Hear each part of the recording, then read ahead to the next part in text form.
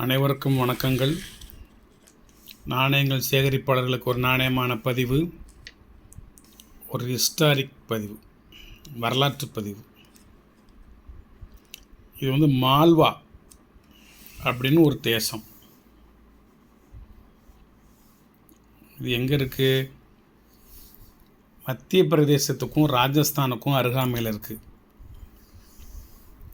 இந்தியாவை பொறுத்தளவில் மத்திய மேற்கு இந்தியா, அதாவது சென்ட்ரல் வெஸ்ட் ஏரியா அப்படி சொல்லலாம். நம்ம மத்தியத்துக்கு தெற்கு இருக்கிறோம், டெல்லி வடக்கு இருக்குது, ஒரிசா கிழக்கு இருக்குது. அது மாதிரி இது மத்தியத்துக்கு மேற்கு இருக்குது. Malwa state, central India, sultanate. ஒரு 4 விதமான நாணயங்கள் வச்சுருக்கேன். முதல்ல இருக்கிற நாணயம் கியாத்சா கல்ஜி, அவங்களுக்கு பேர் கில்ஜி இல்லை, கல்ஜி. கியாத்சா கல்ஜி அப்படின்னு ஒரு சுல்தான் வெளியிடப்பட்ட ஒரு நாணயம். அது 9.9 கிராம், 1469 to 1500 இவர் ஆட்சியில் இருந்தார். அதனோட ரேட்டு 650 ரூபா ஒரு நாணயம். ஃபுல் கண்டிஷனு, முன்னும் பின்னும் தெளிவான நாணயங்கள். நீங்கள் இப்படியே நீங்கள் இதை ஸ்க்ரீன்ஷாட் எடுத்து அந்த ஃபோட்டோவை நீங்கள் கூகுள் சர்ச்சுக்கு போய் இதை நீங்கள் பார்க்கலாம். இது எல்லாமே அப்படியே அதில் இருக்கும். நான் எல்லாம் வெரிஃபிகேஷன்லாம் முடிச்சுட்டேன். நீங்கள் தேவைன்னா இது இப்படியே ஸ்க்ரீன்ஷாட், இந்த நாணயம் உங்களுக்கு தேவையில்லை. இது இப்படி நீங்கள் ஸ்க்ரீன்ஷாட் எடுத்து இந்த காமிக்கிறேன்னா அந்த ஃபோட்டோவை நீங்கள் சர்ச் பண்ணலாம். கூகுளில் போய் சர்ச் பண்ணி பார்த்துக்கலாம் யாரோட நாணயம் அப்படின்னு சொல்லி. அப்புறம் இது மால்வா ஸ்டேட் நாணயம். இது 9.9 கிராம் இருக்கா. இது 2.7 கிராம் இருக்குது, 380 ரூபா. ஆனால் இதற்கும் முந்தைய நாணயம் இது சதுரமாக இருக்கும், சென்டரில் கோடு போட்டிருக்கும். இதுவும் ஸ்கொயர் டைப் தான், இதுவும் ஸ்கொயர் டைப் தான். 4 மூலையிலையும் 4 பகுதியிலையும் இதில் ஒரு முத்திரை பொறிக்கப்பட்டிருக்கும். மால்வா ஸ்டேட் 380 ரூபா, இது 360 ரூபா. அது இயர் தான், 2.7 கிராம் தான். இது 360 ரூபா. 4 பகுதியிலையும் பள்ளமாக பதிஞ்சு அதில் ஒரு முத்திரை பொறிக்கப்பட்டிருக்கும். இது எடை குறைவாக உள்ள நாணயம். இதற்கும் முந்தைய நாணயம். இது பின்னால் காளை அல்லது சிங்கம் அந்த மாதிரி உருவங்கள் பொறிக்கப்பட்டிருக்கு. இதில் 2 பக்கமுமே எழுத்துக்கள் பொறிக்கப்பட்டிருக்கும், 2 புறமுமே. திஸ் இஸ் காப்பர் ஃபலூஸ். இந்த நாணயத்துக்கு பேர், பணத்துக்கு பேர் ஃபலூஸ். Coin from the Malwa sultanate, issued during the religion of கயாத்சா கல்ஜி. நம்ம தமிழில் Khilji. Between 1469 to 1500 years, ruler Kayatsa Khilji of the Malwa Sultanate. Period இந்த போட்டிருக்கோம்ல, இதுதான் 1469 to 1500. Metal copper, shape square type. Upwards features the name of கியாத்சா, அந்த நேரம் பதவியில் இருந்த மன்னனின் பெயர். மின்ட் ஆக்ரா. டெனாமினேஷன் ஃபலூஸ். நம்ம ரூபாய்னு சொல்லல, அது மாதிரி இதுக்கு பேர் ஃபலூஸ், FALUS, ஃபலூஸ்.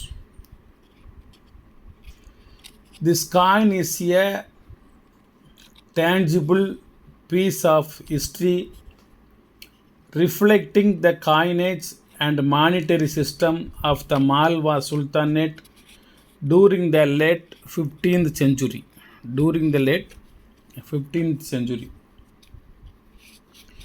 Many countries have a majority Sunni Muslim population. Egypt, Indonesia, Bangladesh, Pakistan, Jordan, Saudi Arabia, Yemen, Kuwait and UAE, United Arab Emirates, Algeria, Tunisia, Morocco, Pakistan சொல்லிட்டு நான் ஏற்கனவே, ஆப்கானிஸ்தான், சூடான், சோமாலியா, காமரோஸ், இங்கெல்லாம் இந்த சன்னி முஸ்லீம்ஸ் வந்து அதிகமாக 87 to 90% முஸ்லீம்ஸ் வாழக்கூடியவங்க. இந்த sultanate வந்து அந்த இனத்தை சார்ந்தவர்கள், இஸ்லாத்திலேயே சன்னி இனத்தை சார்ந்தவர்கள். இன்னொன்று ஷியா முஸ்லீம் இருக்குது. ஷியா அவங்க வந்து உலகத்திலே வாழக்கூடிய அந்த இஸ்லாத்தில் இவங்க வந்து ஒரு 10% தான் இருப்பாங்க. 10 to 13% தான் இவங்க இருக்கிறதா கருத்து கணிப்பு சொல்லுது. அவங்க வந்து ஈரான், ஈராக்கு, அஜர்பைஜான், பக்ரைன் அங்கெல்லாம் இந்த ஷா முஸ்லீம் வகை, ஷா அல்லது ஷியா, அந்த முஸ்லீம் வகையை சேர்ந்தவங்க இருக்காங்க. ஆனால் உலகத்தில் வாழக்கூடிய முஸ்லீம்களில் சன்னி வகையை சேர்ந்தவர்கள் தான் அதிகம். 1392 to 1561 முதல் 62 வரைக்கும் இவங்க ஆட்சியில் இருந்தாலும், இன்றைய மாநிலங்களான மத்திய பிரதேசம் மற்றும் தென்கிழக்கு ராஜஸ்தானை உள்ளடக்கிய மால்வா பிராந்தியத்தில் இருந்த ஒரு பிற்பகுதி இடைக்கால சுல்தான் ஆகும், சுல்தானிய தேசம் ஆகும். இது டில்லி சுல்தானியத்தின் ஆப்கானிய ஆளுநரான திலாவர் கான் என்பவரால் நிறுவப்பட்டது. திலாவர் கான் 1392க்கு பிறகு டில்லிக்கு கப்பம் செலுத்துவதை நிறுத்தியதால், எல்லா பக்கமும் இந்த கப்பம், வரி, கிஸ்தி, இதான் வேலை. இந்த கப்பம் செலுத்துவதை நிறுத்தியதால் தைமூரின் படையெடுப்பு மற்றும் டில்லி சுல்தான்களின் சிதைவை தொடர்ந்து 1401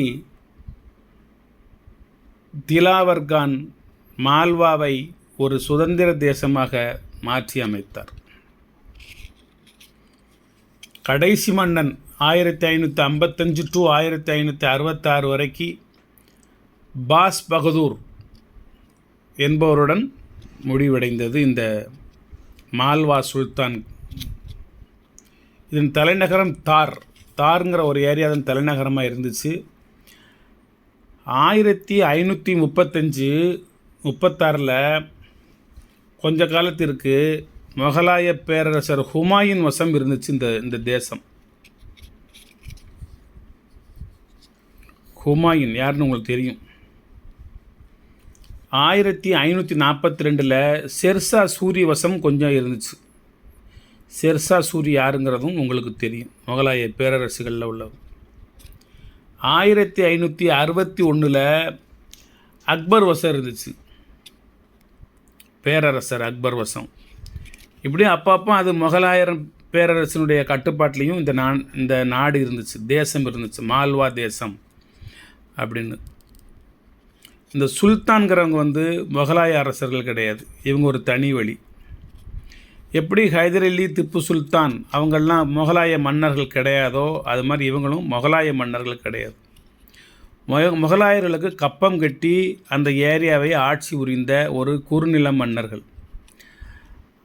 அப்பப்போ நம்ம எப்படி இங்கே கட்டப்பொம்மை, சின்ன மருது, பெரிய மருது இவங்கெல்லாம் வரி கட்டாமல் ஆற்காடு நவாப் மூலமாக பிரச்சனை பண்ணிகிட்டு இருந்தாங்களோ, இது மாதிரி அங்கே டில்லி சுல்தான் நேரடியாக வந்து சண்டை போட்டு ஒன்று வரி கட்ட சொல்லுவாங்க, கப்பம் கட்ட சொல்லுவாங்க, இல்லைன்னா ஆட்சியை கைப்பற்றி அவங்க ஒரு ஆளை, கவர்னரை நியமித்து ஆளை வச்சுட்டு போயிட்டே இருப்பாங்க.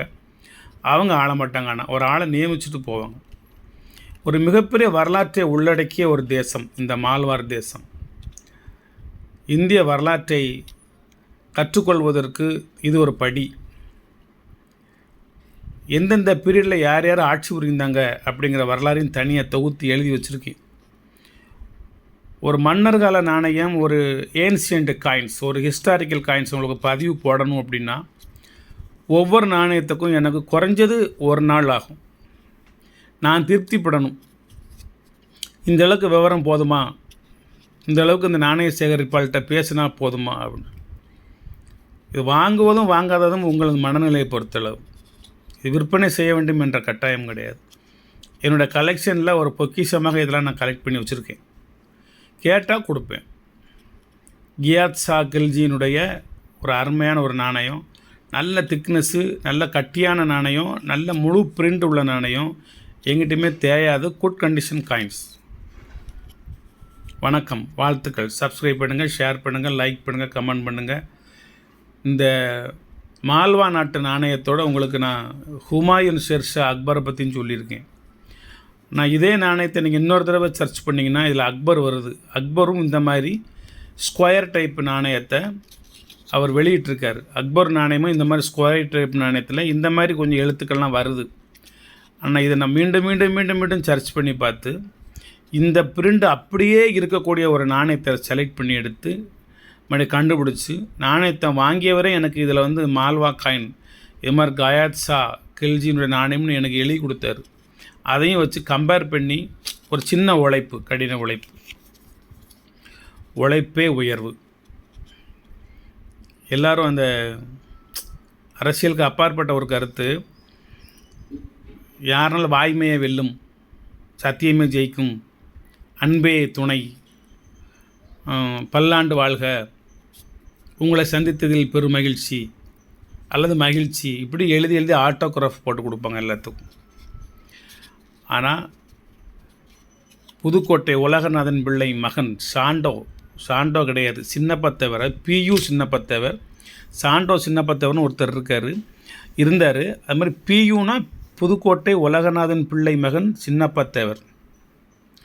அவர் கதாநாயகனாகவும் அவருக்கு ஒரு சிறந்த ஒரு ஜோடி கதாநாயகியாகவும் தெருக்கூத்து கலையில் வளர்ந்த ஒரு மிக பெரும் அரசியல் தலைவர், புரட்சி தலைவர் எம்ஜிஆர் அவர்களிடம் ஆட்டோகிராஃப் கேட்டால் மட்டும் அவர் வந்து உழைப்பே உயர்வுன்னு எழுதி கையெழுத்து போடுவார். அந்த மே தின விழாவில் அவரை ஞாபகப்படுத்தினாங்க. எல்லோரும் ஒவ்வொரு விதமாக கையெழுத்து போட்டு ஆட்டோகிராஃப் போடுவாங்க. எம்ஜிஆர் மட்டும் எதில் கையெழுத்து போட்டாலும் உழைப்பே உயர்வு அப்படிம்பார். அது மாதிரி கடினமான உழைப்புக்கு ஈடு இணை எதுவும் கிடையாது. இது விற்றாலும் விற்காட்டாலும் இவ்வளோ வரலாறை தெரிந்து கொள்வதற்கு, நான் அறிந்து கொள்வதற்கு, புரிந்து கொள்வதற்கு இந்த நாணயம் ஒரு காரணியாக இருந்ததை எண்ணி பெருமைப்படுகிறேன், மகிழ்ச்சி அடைகின்றேன். இந்த நாணயம் என்னிடம் இல்லை என்றால், இதற்காக நான் ஒரு 2-3 மணி நேரம் ஒதுக்கவில்லை என்றால், இந்த மால்வா தேசம் இந்தியாவில் எங்கு இருக்கின்றது, யார் யார் ஆட்சி புரிந்தார்கள், எப்படிப்பட்ட தேசம், இந்த மன்னர்கள் எப்படிப்பட்டவர்கள், இவர்கள் சுல்தான்களா, கில்ஜிகளா, இதுன்னு முகலாயர்களா, இப்படின்னு எனக்கு எதுவுமே தெரியாமலே போகும். அந்த வரலாற்றை தெரியணும்னா நீங்கள் வந்து 1000 கோடி கொடுக்கலாம், 1000 லட்சம் கொடுக்கும். வரலாறு என்பது நீங்கள் எவ்வளவு தான் படித்தாலும் உங்களுக்கு இன்ட்ரெஸ்டிங்கான ஒரு விஷயம். ஒரு விஷயத்தை நீங்கள் எதை தேடுகிறீர்களோ அது கிடைக்கும். அது மாதிரி நீங்கள் ஒரு விஷயத்தை தேடி தேடி தேடி தேடி புரிந்து கொண்டு ஓரளவுக்கு உங்களுடைய ஆத்மா, உங்களுடைய மனசு திருப்திப்படக்கூடிய அளவுக்கு நமக்கும் 4 விஷயங்கள் தெரியும் என்று நீங்கள் நினைக்கின்ற அளவுக்கு உங்களுக்கு ஒரு ஆற்றலை உருவாக்க வேண்டும் என்றால் பழங்கால நாணயங்களை சேகரியுங்கள், அதையும் நாணயமாக சேகரியுங்கள். நன்றி. சப்ஸ்கிரைப் பண்ணுங்கள், ஷேர் பண்ணுங்கள், லைக் பண்ணுங்கள், கமெண்ட் பண்ணுங்கள். வேண்டும் என்பவர்கள் வாங்கிக் கொள்ளுங்கள். மொத்தமே பெருசு 1, சிறுசு 3 நாணயம் இருக்குது.